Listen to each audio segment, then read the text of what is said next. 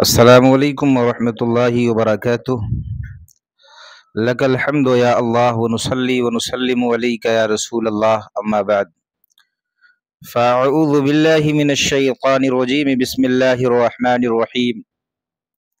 یا ایہا الذین آمنوا لا تأکلوا اموالکم بینکم بالباطل الا ان تکون تجارۃ عن تراض منکم ولا تقتلوا انفسکم ان اللہ کان بکم رحیما۔ صدق اللہ المولانا العلی العظیم وصدق رسولہ النبی الامین الکریم ونحن علی ذلک لمن الشاہدین والشاکرین والحمد للہ رب العالمین۔ اللہ عز و جل کی توفیق سے ہم لوگوں نے سورہ نساء سے 28 آیتیں پڑھ لی ہیں، اور آیت نمبر 29 سے ہم سب اپنے سبق کا آغاز کر رہے ہیں۔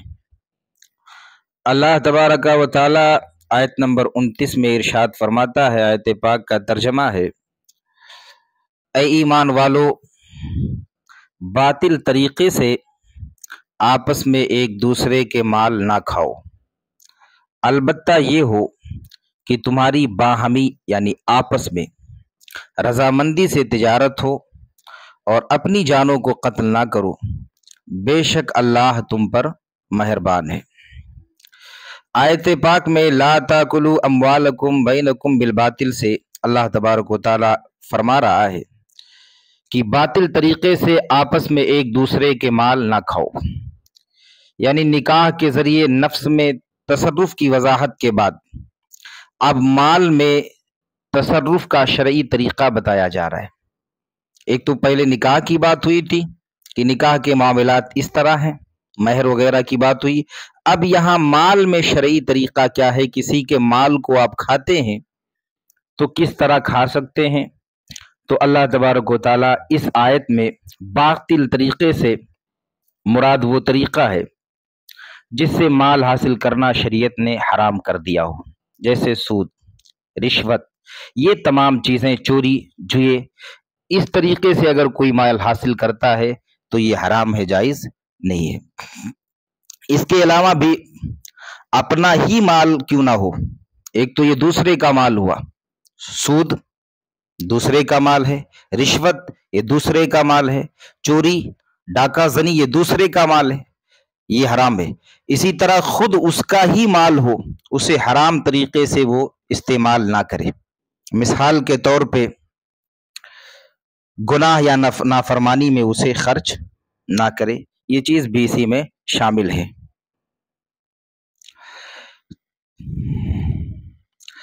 حرام مال کی بات چل رہی ہے، اور اس دور میں حرام کا مسئلہ، بالخصوص حرام کھانے کا مسئلہ، رشوت، ڈاکہ، چوری، یہ عروج پر ہے۔ ہر آدمی یہ دوڑ لگا رہا ہے کہ وہ امیر ہو جائے، چاہے جیسے ہو جائے، چاہے وہ حرام کے ذریعے ہو جائے، چاہے وہ حلال کے ذریعے ہو جائے، جبکہ احادیث نبوی صلی اللہ علیہ وسلم میں اس کی سخت مذمت بھی کی گئی، اور حرام جو مال کھاتا ہے اس پر وعید بھی بیان ہوئی۔ حضرت عبداللہ بن مسعود رضی اللہ تعالیٰ عنہ سے یہ سامنے حدیث موجود ہے، روایت ہے کہ نبی اکرم صلی اللہ علیہ وسلم نے ارشاد فرمایا، جو بندہ مال حرام حاصل کرتا ہے اگر اس کو صدقہ کرے تو مقبول نہیں۔ بہت سارے لوگ حرام مال جمع کر لیتے، اس کے بعد بہت بڑا بھنڈارا کرتے، بہت بڑا، وہ 11ویں 10ویں 20ویں سب اسی سے ہوتا ہے، کوئی فائدہ نہیں ہے۔ جبکہ اگر وہ بندہ یہ نیت کرے کہ اسی حرام سے ہمیں ثواب ملے گا، تو پھر اس کے ایمان کی بات کی جائے گی کہ اس کا ایمان ہے یا نہیں ہے۔ یعنی ایک تو حرام طریقے سے اس نے مال لیا ہے، اور پھر اس حرام پر یہ نیت باندھ کے بیٹھا ہے کہ اللہ ہمیں ثواب دے دے گا، تو پھر ایمان کی بات ہوگی کہ ایمان ہے اس کے پاس یا نہیں ہے۔ اگر اس کو صدقہ کرے تو مقبول نہیں، اور اگر خرچ کرے تو اس کے لیے اس میں برکت نہیں، اور اپنے بات چھوڑ کر مرے تو جہنم میں لے جانے کا سامان ہے۔ ایک اور حدیث پاک رسول کائنات صلی اللہ علیہ وسلم نے ارشاد فرمایا کہ اس جسم پر جنت حرام ہے جس جسم کی پرورش مال حرام سے ہوئی ہے۔ اس حدیث کو بندہ سن لے، اس کے بعد خود فیصلہ کر لے کہ جو دوڑ لگا رہا ہے نا، ایک روٹی کم کھائے ٹھیک ہے، لیکن رشوت، डाका, चोरी और हराम तरीके से किसी पर कब्जा करके माल हासिल ना करें। आज हो क्या रही रहा है हमारे यहाँ, सारी चीजें हो रही। हराम और हलाल में रसूल कायनात ने फरमाया था कि कुर्ब क़यामत ऐसा होगा कि हराम और हलाल में कोई फर्क नहीं रह जाएगा। आज मुसलमानों के दरमियान यही मसला है, हराम और हलाल में कोई फर्क नहीं, बस माल हो चाहे जैसा हो, अमीर बन जाना है चाहे सगे भाई का गला घोटना पड़े, चाहे इमाम का गला दबाना पड़े, किसी का, यहां तक कि पीर मुरीद का, मुरीद पीर का। वो था एक बाबा ना, जरीफ चिश्ती, उसके मुरीद ने उसको मार दिया सिर्फ प्रॉपर्टी की वजह से। आज हमारे दरमियान भी इसी तरह के मसाइल बेशुमार हैं। ताजदार रिसालत सल्लल्लाहु अलैहि वसल्लम ने हजरत साद रजी अल्लाह अन्हु से इरशाद फरमाया, ऐ साद अपनी गजा पाक कर लो, मुस्तजाबुद दावत हो जाओगे। लोग खूब दुआ करते हैं, हमारी दुआ कबूल नहीं होती। शिकायत है, जो लुकमा तुमने खाया है वो लुकमा कैसा है, वो लुकमा हराम है या हलाल है, ये देख लो। अल्लाह के रसूल ने हजरत साद से कहा कि जिस दिन तुमने लुकमे को हलाल कर लिया उसी दिन मुस्तजाबुद दावत हो जाओगे, जो दुआ करोगे अल्लाह कबूल कर लेगा। पता चला कि जो दुआ कबूल नहीं होती इसकी वजह यही है। हजरत इब्राहिम बिन अदहम का वाकया बहुत ही मशहूर है। इब्राहिम बिन अदहम ये बड़े जाहिद व आबिद थे, अल्लाह के नेक बंदों में से। जब ये इबादत करते तो फरिश्ता आता और वो कहता कि अल्लाह ने आपकी इबादत कबूल कर ली। इस पाए के वली थे। आप जा रहे थे इबादत के लिए, आपने एक जगह से खजूर ली, एक खजूर गिर गई नीचे, आपने उसको उठाया और उठाने के बाद उनको ये हुआ कि ये ऐसा तो नहीं कि मेरे पलोथीन से ये गिर गया है। उठाया और खा लिया, मशकूक मसला था, चोरी नहीं की, ये खा के चले गए, इबादत करते रहे जंगल में, कोई फरिश्ता नहीं। चंद फरिश्ते आए, एक दिन बात करने लगे, ये वही बंदा है जिसकी इबादत अल्लाह ताला इतने दिन से कबूल नहीं कर रहा है। आपके दिमागी में ये बात आई कैसे? तो आपने पूछा या फरिश्ते ने दूसरे से पूछा, आखिर वजह क्या है कि इनकी इबादत इतने दिन से अल्लाह ताला कबूल नहीं करता है। और हदीस पाक भी है, जब कोई बंदा एक लुकमा भी हराम खा लेता है तो 40 दिन की इबादत कबूल नहीं होती। बताया गया कि वजह यह है कि जब ये आबादी से निकल रहे थे तो इन्होंने खजूर खा लिया था। वो वापस हुए, जब वापस हुए तो पता लगा कि जिसका ठेला था, जो खजूर बेचने वाला था, वो फौत हो गया। उसकी औलाद को तलाश किया, औलाद को तलाश करके उनसे माफी तलाफी की, फिर नमाज में मशगूल हुए। फरिश्ता आया, उसने कहा अल्लाह ने तेरी इबादत कबूल कर ली। तो ये कोई जो आज जो हमारे दरमियान जो खुराफात और मामलात जो बिगड़े हुए हैं, चेहरे का नूर या दिल का नूर खत्म हो चुका है, इसकी वजह यही है कि हमने अपने ग़िज़ा को खराब कर लिया है। अल्लाह के रसूल सल्लल्लाहु अलैहि वसल्लम की हदीस मौजूद है, हजरत सैयदना अबू हुरैरा रज़ी अल्लाह तआला अन्हु इसके रावी हैं कि रसूल कायनात सल्लल्लाहु अलैहि वसल्लम ने एक शख्स का जिक्र किया जो लंबा सफर करता है, उसके बाल परागंदा और बदन गुबार आलूद है और अपने हाथ आसमान की तरफ उठाकर या रब पुकार रहा है। हालांकि उसका खाना हराम, पीना हराम, लिबास हराम, ग़िज़ा हराम, फिर उसकी दुआ कैसे कबूल होगी? यानी कोई कितना भी बड़ा जाहिद व आबिद हो जाए या बनने का दावा कर दे, अगर उसकी ग़िज़ा ठीक नहीं है, उसने लुकमा अगर हलाल नहीं खाया है, तो ये सारी चीजें बेकार और बातिल हैं। अल्लाह तबारक व तआला की बारगाह में दुआ है कि परवरदिगार हम सबको हलाल और तय्यब रिज़्क़ खाने की तौफीक अता फरमाए। इल्ला अन तकून तिजारतन अन तरादिम मिनकुम, आयत का ये भी एक टुकड़ा है, मगर ये कि तुम्हारी बाहमी रजामंदी से तिजारत हो। ये बात बिल्कुल साफ बता रही है, ये आयत साफ बिल्कुल वाज़ेह है कि बै और शरा में दोनों का रजामंद होना जरूरी है, राजी होना जरूरी है। अगर एक भी राजी नहीं है तो फिर ये बै और ये शरा है ही नहीं, ये तिजारत है ही नहीं, और इस तरह से तिजारत करना ये जायज नहीं है। हमारे यहाँ एक सूरत ये है, नीलामी होती है, आपने देखा होगा कि बाइक वगैरह की होती बहुत सारी चीजें, वहां वो जिसका सामान है ना वो मौजूद नहीं होता है, उसके बावजूद भी लोग खरीद लेते हैं। ये जायज नहीं, इसलिए कि उसकी रजा शामिल नहीं है। अब ये तो बहुत अहम बात हुई कि दोनों राजी हों। यहाँ तो एक जमीन को दो बार बेच दिया जाता है, जमीन किसी और के नाम है, पैसा कोई और उठा लेता है, پیسہ لے لیا گیا پھر اسے دوڑایا جا رہا ہے. ساری چیزیں یہ سخت وعید ہیں، اور یقین کریں کہ اللہ تبارک و تعالیٰ ایسوں کے لیے دنیا میں بھی دردناک عذاب ہے اور آخرت میں بھی دردناک عذاب ہے. ورنہ تجارت ایک ایسی شے ہے جس میں اللہ نے بہت برکت رکھی. تجارت کرنے والا غنی ہو جاتا ہے. تجارت کرنے والا، یہاں تک فرمایا گیا حدیث پاک میں کہ انبیاء اور صدیقین کے ساتھ اس کا عشر ہوگا. یعنی جس جنت میں یہ ہوں گے، شہداء ہوں گے، اسی جنت میں یہ تجارت کرنے والا اگر امانت دار ہے، چوری اور بےمانی والا نہیں، تو جنت میں یہ انہی کے ساتھ ہوگا. حضرت معاذ ابن جبل رضی اللہ تعالیٰ عنہ سے روایت ہے کہ سرور کائنات صلی اللہ علیہ وسلم نے ارشاد فرمایا، پاکیزہ کمائی ان تاجروں کی ہے جو گفتگو کے وقت جھوٹ نہیں بولتے. آج تو لوگ کہتے جھوٹ اگر نہیں بولیں گے تو کمائی نہیں ہوگی. میں کہہ رہا ہوں رزاق اللہ ہے، یہ تیرے جھوٹ کا مسئلہ نہیں ہے کہ تو کما رہا ہے، اللہ رزق دے رہا ہے. ورنہ دیکھو تو صحیح، کوئی دن ایسا ہے کہ جس دن بیٹھ کر صبح سے شام تک بندہ یوں ہی تالے لگا کے آ جاتا ہے، اور کوئی دن ایسا بھی گزرتا ہے کہ گیا ہے گراہک کی بالکل قطار لگی ہوئی.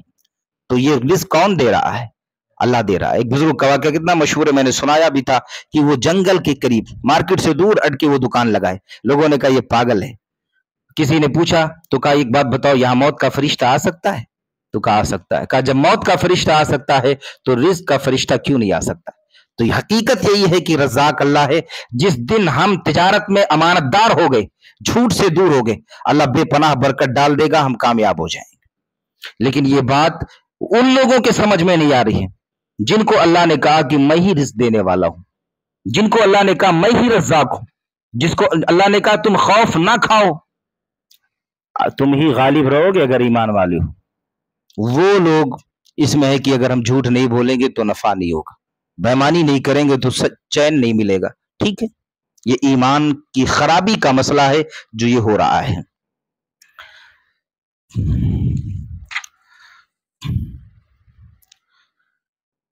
وَلَا تَقْتُلُوا أَنفُسَكُمْ، اور اپنی جانوں کو قتل نہ کرو.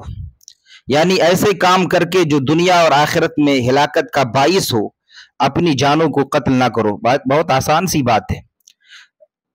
بتایا گیا کہ ایک مسلمان دوسرے مسلمان کے لیے ایک جسم کے مانند ہے.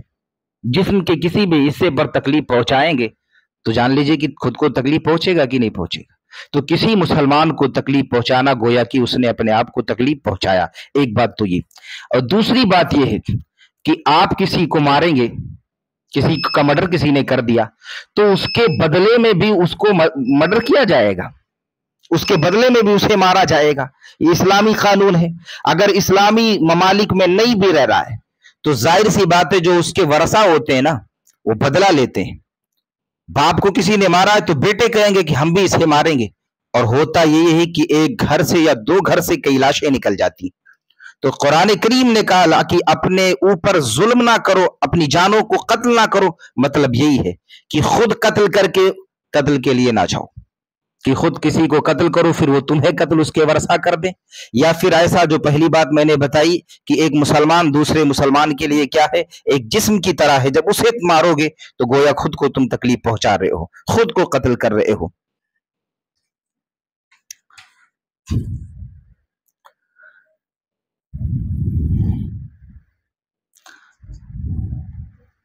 وَمَن يَفْعَلْ ذَلِكَ عُدْوَانًا وَظُلْمًا فَسَوْفَ نُصْلِيهِ نَارًا وَكَانَ ذَلِكَ عَلَى اللَّهِ يَسِيرًا. اور جو ظلم و زیادتی سے ایسا کرے گا تو ان قریب ہم اسے آگ میں داخل کریں گے، اور یہ اللہ پر بہت آسان ہے. یہاں ظلم و زیادتی کی قید اس لیے لگائی جا رہی ہے کہ جن صورت میں مومن کا قتل جائز ہے اس میں قتل کرنا جرم نہیں ہے. مثال کے طور پر کوئی اگر مرتد ہو جاتا ہے، دین سے پھر جاتا ہے، تو پھر اسے قتل کیا جائے گا، اور یہ قتل کرنا یہ ظلم، یہ زیادتی نہیں ہے. اسی طرح کسی شادی شدہ نے اگر زنا کیا تو اس کے لیے بھی یہی مسئلہ ہے کہ پھر اسے سنسار کیا جائے گا. اب کوئی یہ نہ کہے کہ سنسار کرنا یہ ظلم ہو گیا، ظلم نہیں ہے. ان تجتنبوا کبائر ما تنهون عنه نکفر عنکم سیئاتکم وندخلکم مدخلا کریما. अगर कबीरा गुनाहों से बचते रहो जिनसे तुम्हें मना किया जाता है तो हम तुम्हारे दूसरे गुनाह बख्श देंगे और तुम्हें इज्जत की जगह दाखिल करेंगे। यानी इससे पहली आयत में बाज कबीरा गुनाह करने पर वईद बयान की गई और इस आयत में कबीरा गुनाह से बचने पर सगीरा गुनाह के बख्शने की बात हो रही है कि कबीरा गुनाह से अगर बंदा बचेगा तो अल्लाह उसके जो छोटे छोटे गुनाह है ना, युबद्दिलुल्लाहु सय्यिआतिहिम हसनात, नेकियां क्या होती है ना, गुनाहों को खा जाती है। इंसान जब बड़े गुनाह से बचता है तो अल्लाह तबारक व तआला की बारगाह में मकबूल बंदा बनता, फिर वो नेकी करता है। यार बड़ा गुनाह क्या है? नमाज छोड़ना, ये बड़ा गुनाह है ना। अब बंदा इससे बचने का मतलब ही है कि नमाजी हो जाए। जब नमाज पढ़ेगा तो ये बड़ा काम कर रहा है, फिर इसके जो छोटे छोटे गुनाह हैं ये बख्श दिए जाएंगे। और कुरान में खुद अल्लाह फरमाता है कि नेकियां गुनाहों को खा जाती, खत्म कर देती हैं, और अल्लाह तबारक व तआला नेकियों के बदले में दर्जात भी बुलंद करता है और खताओं को भी मिटा देता है।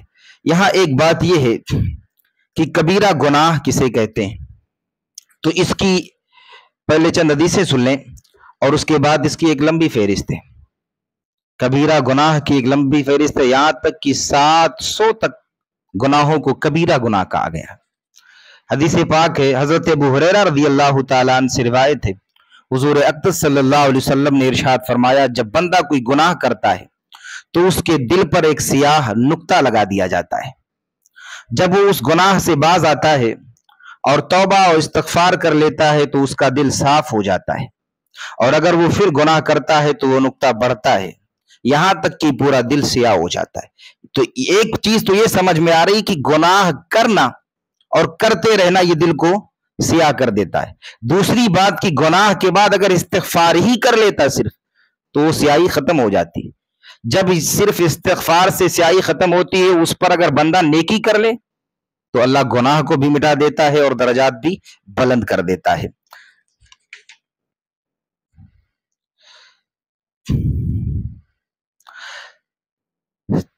चालीस से भी ज्यादा की फहरिस्त मेरे पास मौजूद है कि ये 40 जो गुनाह हैं ये बहुत कबीरा गुनाह हैं, जबकि मैंने बताया कि वो 700 तक अहले इल्म ने गिनाया है, जिसमें देखें अल्लाह ताला को शरीक ठहराना, यानी अल्लाह की जात में या सिफात में किसी को शरीक ठहराना, रियाकारी, दिखावे के लिए कोई चीज करना, कीना, हसद, तकब्बुर।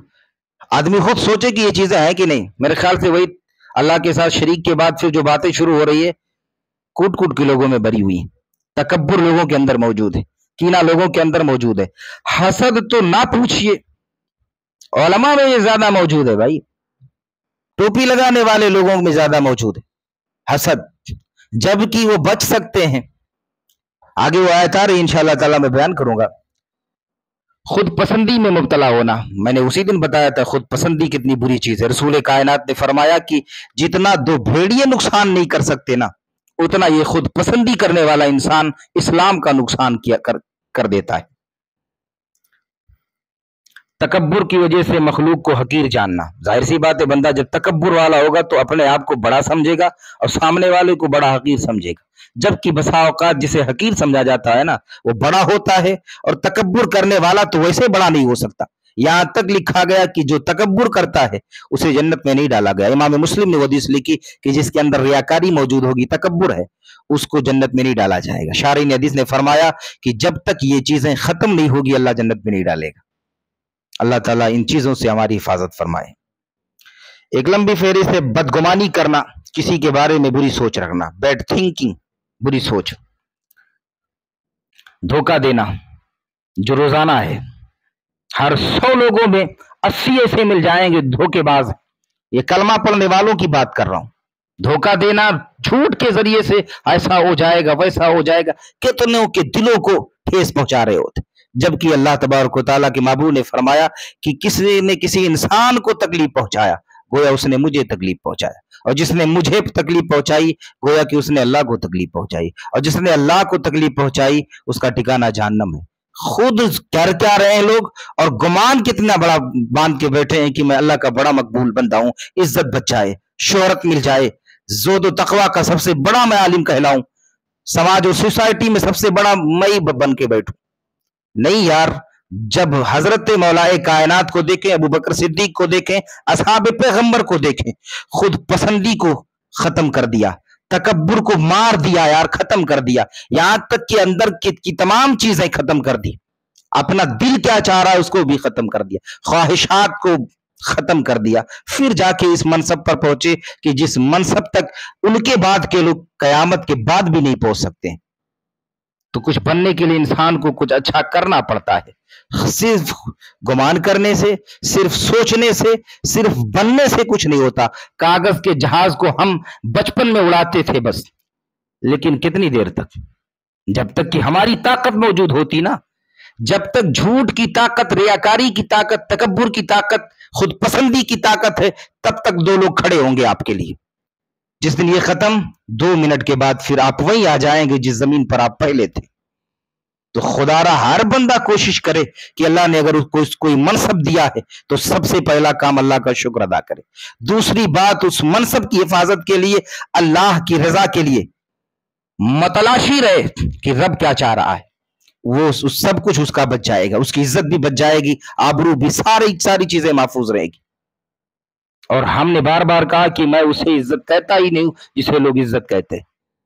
عزت ہمارے نزدیک وہی ہے، اللہ اس کے رسول کی نظر میں جو اصل عزت ہے وہ لالچ اسی میں ہے، ہرس اسی میں ہے، تنگ دستی کی وجہ سے فقراء کا مذاق اڑانا، کسی غریب کا مذاق اڑانا، تقدیر پر ناراض ہونا، گناہوں پر خوش ہونا، گناہ پر اصرار کرنا، نیکی کرنے پر تعریف کا طلبگار ہونا کہ میں نے یہ کام کر دیا ہے اب لوگ واہ واہی کریں، تو واہ واہی مل جائے گی، اس کے علاوہ اللہ تعالیٰ آخرت میں کوئی حصہ نہیں دے گا۔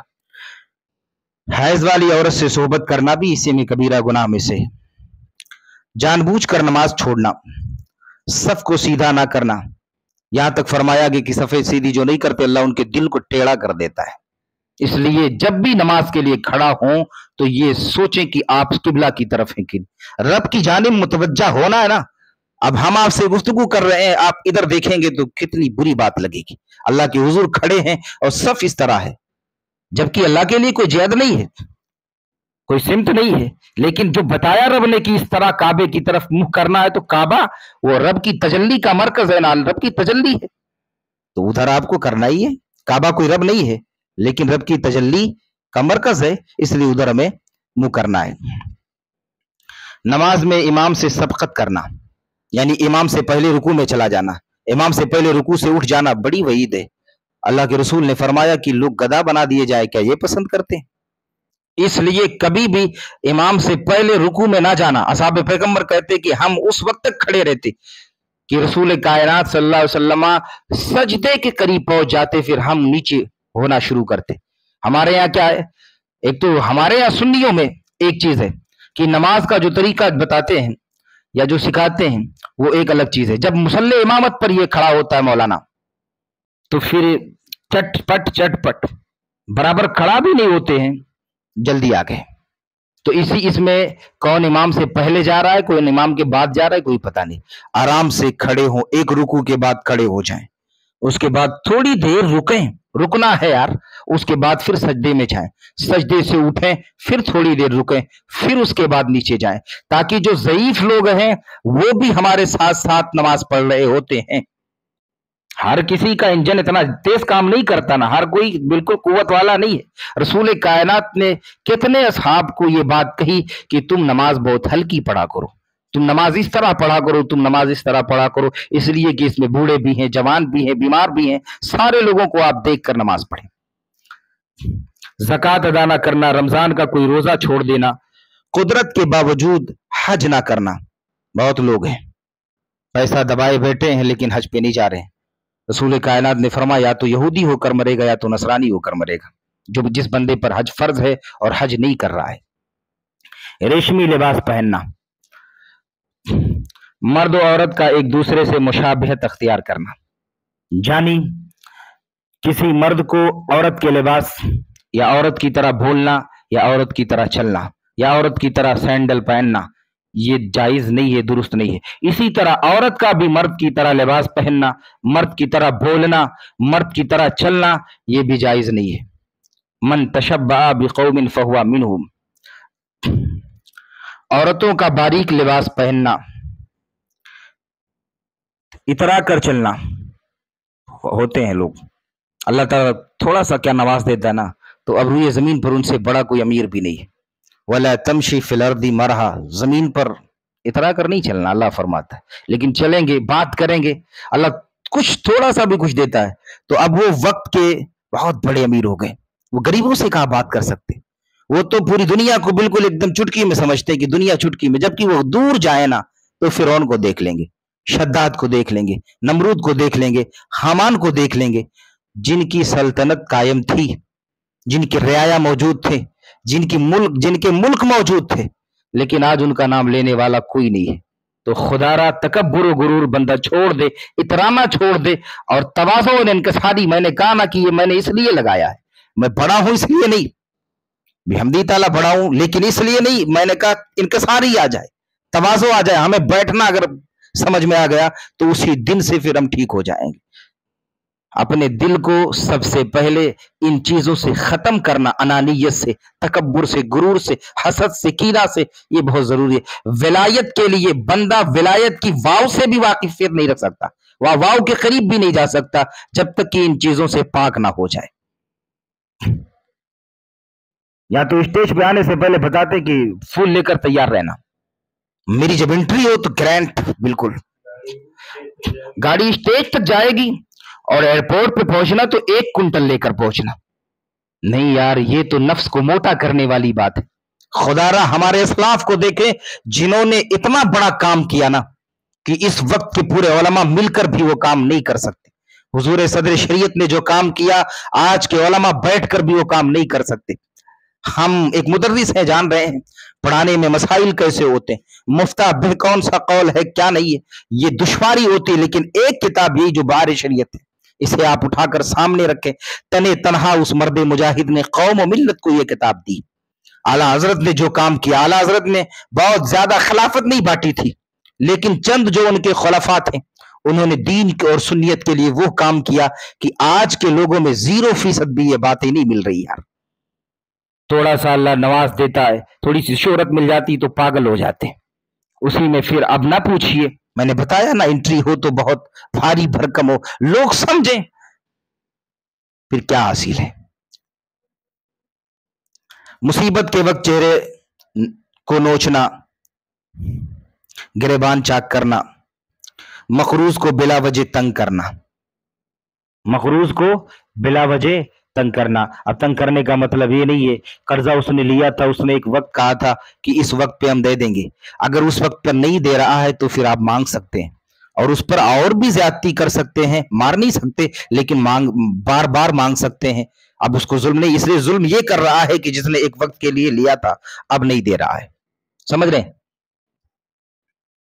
सूद लेना, हराम जराए से रोजी कमाना, जखीरा अंदोजी, शराब पीना, पिलाना, बेचना, ये सब हराम कामों में आता है।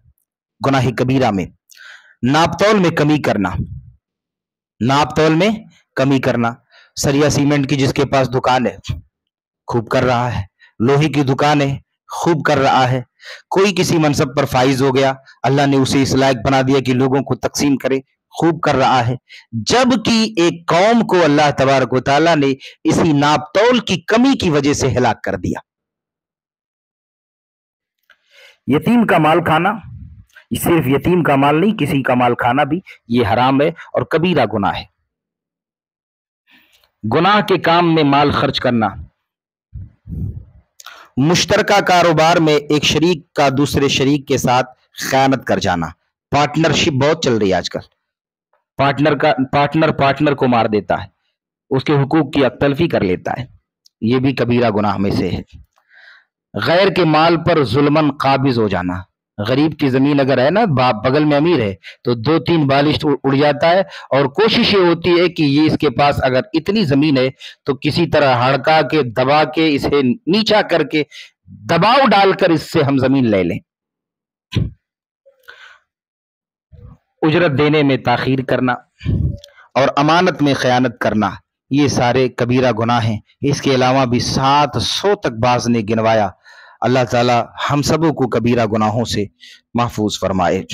نکفر عنکم سیئاتکم، ہم تم سے دوسرے گناہ مٹا دیں گے۔ وہی بات میں نے کہا کہ جب بندہ جب نیکی کرے گا تو اللہ تبارک و تعالی گناہوں کو مٹا دیتا ہے۔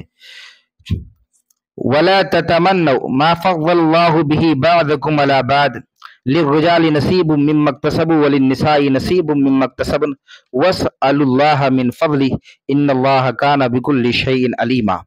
اور تم اس چیز کی تمنا نہ کرو جس سے اللہ نے تم میں ایک دوسرے پر فضیلت دی ہے۔ مردوں کے لیے ان کے اعمال سے حصہ ہے، عورتوں کے لیے ان کے اعمال سے حصہ ہے، اور اللہ سے اس کا فضل مانگو، بے شک اللہ ہر شے کو جاننے والا ہے۔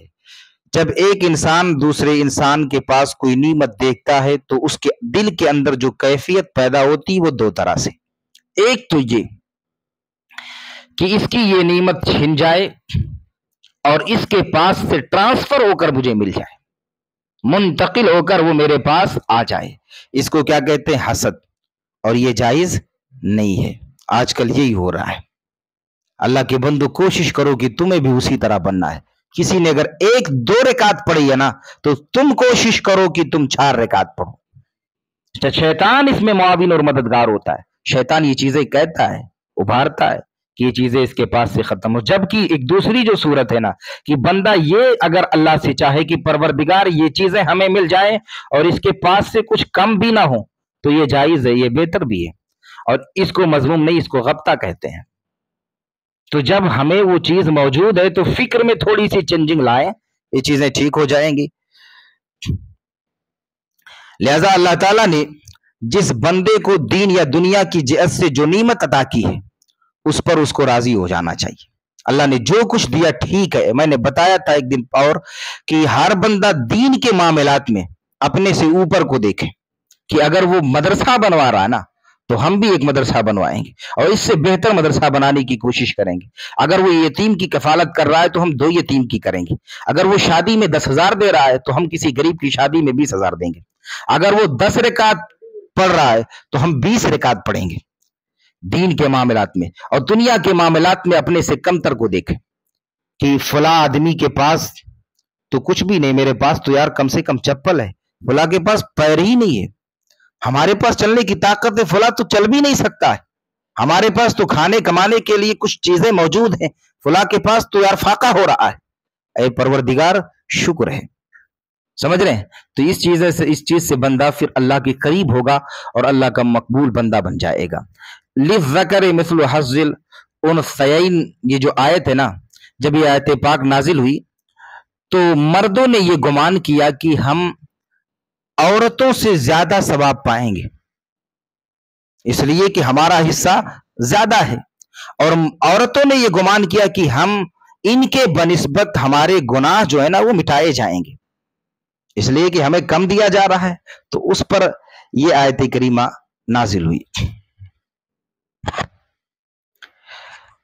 دل کے صبر اور اقرار کا ایک جو سب سے بہترین نسخہ ہے وہ یہ ہے کہ بندہ اپنے معاملات میں، وہی جو میں نے بتایا کہ دین کے معاملات میں اپنے سے اوپر کو دیکھے اور دنیاوی معاملات میں اپنے سے نیچے کو دیکھے، اور جو کچھ اسے مل گیا وہ سمجھے کہ بہت کچھ مل گیا۔ اللہ نے فرمایا لِلرِّجَالِ نَصِيبٌ مِّمَّا اكْتَسَبُوا، مردوں کے لیے ان کی کمائی سے حصہ ہے، یعنی میاں بیوی میں سے ہر ایک کو اس کے اپنے اعمال کی جزا ملے گی۔ دونوں کا نیک اور پرہیزگار ہونا انہیں اعمال سے بے نیاز نہ کرے گا۔ ام المومنین حضرت ام سلمہ رضی اللہ تعالی عنہا نے فرمایا ہم بھی اگر مرد ہوتے تو جہاد کرتے۔ یہ خواہش دیکھ لیجئے، کاش اس طرح کی خواہشات ہمارے اندر پیدا ہو۔ حضرت ام سلمہ نے کہا کہ ہم مرد ہوتے تو ہم بھی میدان کارزار میں جاتے اور ہمارے لیے بھی بہت ساری نیکیاں ہوتی۔ تو وہی اللہ تبارک و تعالیٰ نے پھر فرمایا للرجال نصیب مما اکتسبوا، جو کچھ تم کر رہے ہو تمہیں اللہ تبارک و تعالیٰ اس کا اجر دے گا۔ اور یہ بھی دیکھیں کہ بدل بھی تو موجود ہے۔ رسول کائنات صلی اللہ علیہ وسلم نے فرمایا گھر پر ٹھہرے رہو یہ تمہارے لیے جہاد ہے، تم پردے میں رہو تمہارے لیے یہی جہاد ہے۔ تو ایک تو میدان کارزار میں مرد جاتا ہے پھر وہ جہاد کا ثواب پاتا ہے، ہم اگر گھر پہ بیٹھے رہیں تو ثواب جہاد کا نہیں پائیں گے، لیکن اگر کوئی خاتون گھر پہ بیٹھی رہے اور اللہ اللہ کرتی رہے تو وہ جہاد کا ثواب پائے گی۔ تو اللہ تبارک و تعالیٰ نے تو تمہارا بھی حصہ رکھا ہے۔ وَاسْأَلُوا اللَّهَ مِنْ فَضْلِهِ، اور اللہ سے اس کا فضل مانگو۔ بڑی اچھی بات ہے، انسان کی زندگی کے لیے ایک بڑی بات بتائی جا رہی ہے کہ ہر حال میں اللہ کے فضل کے متلاشی رہو اور اللہ سے اس سے فضل مانگتے رہو، یہی کامیابی ہے۔ وَلِكُلٍّ جَعَلْنَا مَوَالِيَ مِمَّا تَرَكَ الْوَالِدَانِ وَالْأَقْرَبُونَ وَالَّذِينَ عَقَدَتْ أَيْمَانُكُمْ فَآتُوهُمْ نَصِيبَهُمْ إِنَّ اللَّهَ كَانَ عَلَى كُلِّ شَيْءٍ شَهِيدًا۔ اور ماں باپ اور رشتہ دار جو کچھ مال چھوڑیں ہم نے سب کے لیے اس مال میں مستحق بنا دیے، اور جن سے تمہارا معاہدہ ہو چکا ہے انہیں ان کا حصہ دو، بے شک اللہ ہر شے پر گواہ ہے۔ اس سے عقد موالات مراد ہے۔ اس کی صورت یہ ہے کہ ایسا شخص جس کا نسب مجہول ہو وہ دوسرے سے یہ کہے، یعنی پتہ نہیں ہے کہ اس کا باپ کون ہے، مشکوک مسئلہ ہے، تو دوسرے سے یہ کہے کہ تو میرا مولا ہے، میں مر جاؤں تو تو میرا وارث ہوگا، اور اگر میں کوئی جرم کروں تو دیت کے معاملات تمہارے اس میں ہوں گے۔ دوسرا کہ میں نے قبول کر لیا تو پھر اب وہ اگر مر جائے گا تو اس کے ترکے میں اس کو حصہ ملے گا۔ یہ قرآن پاک کی آیت بتا رہی ہے۔ الرجال قوامون علی النساء بما فضل اللہ بعضهم علی بعض وبما انفقوا من اموالهم فالصالحات قانتات حافظات للغیب بما حفظ اللہ واللاتی تخافون نشوزهن فعظوهن واہجروهن فی المضاجع واضربوهن فإن أطعنكم فلا تبغوا علیہن سبیلا ان اللہ کان علیا کبیرا۔ اس سبق کی آخری آیت ہے۔ مرد عورتوں پر نگہبان ہیں، یعنی حاکم ہیں، اس وجہ سے کہ اللہ نے ان میں ایک کو دوسرے پر فضیلت دی ہے۔ مرد کو اللہ تعالیٰ نے عورتوں پر فضیلت بخشی ہے، اور اس وجہ سے کہ مرد عورتوں پر اپنا مال خرچ کرتے ہیں۔ عورتوں کو کمانے کے لیے نہیں پیدا کیا گیا ہے، کس کو پیدا کیا گیا ہے؟ مردوں کو پیدا کیا گیا ہے۔ تو نیک عورتوں کے لیے اطاعت کرنا ہے، یا اس طرح ترجمہ کر لیں کہ نیک عورتیں شوہروں کی اطاعت کرنے والی اور ان کی عدم موجودگی میں اللہ کی حفاظت و توفیق سے حفاظت کرنے والی ہوتی۔ اور جن عورتوں کی نافرمانی کا تمہیں اندیشہ ہو انہیں سمجھاؤ۔ ایک ازدواجی زندگی کو یہاں کس طرح سے لے چلنا ہے، آگے قرآن اس کا حل بتا رہا ہے کہ کوئی بات اگر ہے تو پھر کرنا کیا ہے؟ سب سے پہلے سمجھانا ہے، اور نہ سمجھنے کی صورت میں ان سے اپنے بستر الگ کر لو، علیحدگی کر لو، بستر الگ کر لو، کسی دوسرے روم میں چلے جاؤ۔ اور پھر نہ سمجھیں تو انہیں مارو، پھر اگر وہ تمہاری اطاعت کر لیں تو اب ان پر زیادتی کرنے کا راستہ تلاش نہ کرو، بے شک اللہ بہت بلند اور بہت بڑا ہے۔ اس آیت پاک میں اللہ نے فرمایا کہ مرد حاکم ہے عورتوں پر، عورت محکوم ہے۔ اب عورتوں کو چاہیے کہ وہ مردوں کے اوپر جانے کی کوشش نہ کریں، اور اگر کوشش کریں گی تو پھر بہت ساری چیزیں ہیں جن کا مقابلہ نہیں کر سکتی۔ نان و نفقہ، تمام چیزیں، پیسہ کمانا، ساری چیزیں کس کے لیے؟ مرد کے لیے۔ کوئی عورت اگر کمانے بھی لگے پھر بھی وہ شوہر سے بڑی نہیں ہو سکتی ہے۔ یہاں اس آیت پاک میں ایک چیز یہ بتائی گئی کہ اگر کوئی ایسی بات پیش آ جائے کہ جس کی وجہ سے دونوں کے درمیان جھگڑا لڑائی کی بات آ جائے، اس طرح کی کوئی بات آ جائے، تو سب سے پہلی بات تو یہ ہے کہ انہیں سمجھاؤ، پیار سے سمجھاؤ، جس قدر بھی سمجھا سکتے ہیں اس طرح سمجھائیں۔ اس کے باوجود بھی اگر نہیں سمجھتی ہے تو پھر ایک کام کریں کہ بستر الگ کر لیں۔ اب اس کے باوجود بھی نہیں سمجھ رہی ہے یا اس حرکت سے باز نہیں آ رہی بیوی، तो फिर अब उसे मारें। मारने की बात यह है कि हाथ से इस कदर मारे कि बहुत ज्यादा तकलीफ ना पहुंचे। हाथ से मार दें या मिसवाक के बराबर कोई छड़ी हो, उस छड़ी से मार दें। अब इस तरह भी ना मारे कि मार कर उसे लिटा दें या खून निकल आए तब वो मारना छोड़े। नहीं, मारने से मतलब यही है कि शायद कि अब ये सही हो जाए। लेकिन बेहतर ये, सबसे बेहतर वो दो ही स्टेप जो है ना, कि पहली बात समझाना, वही रास्ता निकल जाएगा। उसके अलावा दूसरा, अगर बिस्तर अलग करते ना तो वही रास्ता निकल जाएगा। तो उम्मीद है कि बंदा अगर उजलत ना करे तो इन दोनों ही में मामलात बिल्कुल हल हो जाएंगे। अच्छा, इसके बाद भी वो आयत आएगी, हम आपको सुनाएंगे। मारने के बाद वो हल्की फुल्की मार अगर मार देते हैं, इसके बाद अगर वो नहीं ठीक होती है, उसके बाद भी वही खिफ्तुम शिकाका बैनहिमा वो आयत आ रही है कि फिर हल क्या है। मैं बारहा कहता हूं कि हम सिर्फ कुरान को फैसल बना लें, किसी निकम्मे को फैसल ना बनाए, किसी को बिल्कुल अपनी जहनियत को खराब करने वाले को, या वो अपने आप को जो दीन समझ रहा है ना, उसको फैसल ना बनाए। सिर्फ कुरान को फैसल बना ले, आपकी जिंदगी के सारे मसाइल हल हो जाएंगे। ये कुरान, अब सोचे अज़दवादी जिंदगी में, अंदर के मामलात में इस्लाम किस तरह बारीकियों के साथ हमें समझा रहा है कि हम अपनी जिंदगी, अज़दवादी जिंदगी, ज़ौजैन के दरमियान की जो जिंदगी है, उसे कैसे हल करें, कैसे हल निकालें। ये सारी बातें मौजूद हैं। बिमा फज़्ज़लल्लाहु बादहुम अला बाद, इस वजह से कि अल्लाह ने उनमें एक दूसरे पर फजीलत दी है। ये बात बिल्कुल साफ है कि आप देखें, गौर व फिक्र करें, मर्द हकीकी एतबार से भी औरतों से बेहतर हैं, अफजल हैं। इसलिए कि देखें, अक्ल के एतबार से भी अकल के जितने काम हैं वो मर्दों के सुपुर्द हैं आज भी। हाँ, ये है कि बसा औकात कोई खातून मर्द से दिमाग में बढ़ सकती है, लेकिन मुतलकन मजमूई तौर पर अगर देखें तो अकल के जितने काम हैं सब मर्दों के जिम्मे हैं, औरतों के जिम्मे नहीं है। आप देखें कि कोई भी औरत नबी नहीं बन सकती, कोई भी औरत मनसबे इमामत खिलाफत पर नहीं, यहां तक कि इमामत सुगरा मुसल्ले इमामत पर भी नहीं जा सकती। अब इसका मतलब ये नहीं है कि फिर औरतों का कोई मकाम नहीं है। औरतों के मकाम को आपने पीछे भी पढ़ा और आगे भी पढ़ेंगे। बस ये है कि तकाबुल में, मर्द और औरत के दरमियान तकाबुल में अल्लाह ने मर्द को हाकिम बनाया, और ये दुनिया का निजाम है। एक नबी को दूसरे नबी पर अल्लाह ने फजीलत बख्शी है। नफ्से नबूवत में हर कोई एक है, लेकिन अल्लाह ने एक नबी को दूसरे नबी से अफजल बनाया, और सबसे अफजल सरवर कायनात सल्लल्लाहु अलैहि वसल्लम को अल्लाह ताला ने बनाया है। अस्सलाम वालेकुम रहमतुल्लाह। बहुत लंबी हो गई वीडियो।